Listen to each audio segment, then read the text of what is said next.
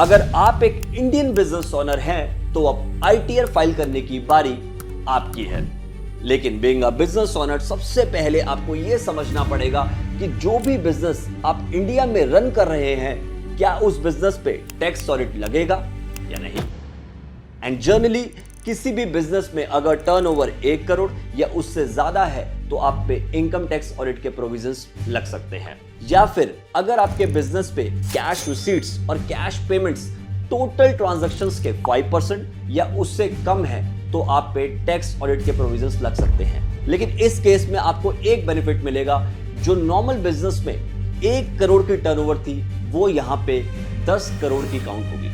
और अगर आप एक प्रोफेशनल हैं और आपके टोटल ग्रॉस रिसीट्स 50 लाख से ज्यादा हैं तो भी आप पे इनकम टैक्स ऑडिट के प्रोविजंस लग सकते हैं। और अब बात करते हैं इनकम टैक्स रिटर्न के ड्यू डेट्स की। अगर आप पे टैक्स ऑडिट एप्लीकेबल नहीं है तो 31 अगस्त 2026 जो है वो आपकी लास्ट डेट है आपकी आईटीआर फाइल करने की।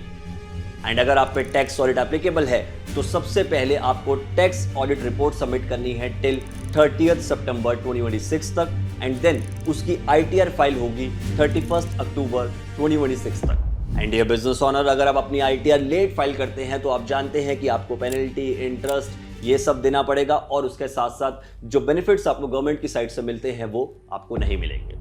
एंड आप इस चार्ट के स्क्रीनशॉट को सेव करके रख लीजिए, क्योंकि आपको इस अगस्त मंथ में बहुत ज्यादा काम आने वाले हैं। और ये वीडियो अपने उन बिजनेस फ्रेंड्स के साथ में शेयर कर दो जिनको अभी अपनी इनकम टैक्स की रिटर्न फाइल करनी है।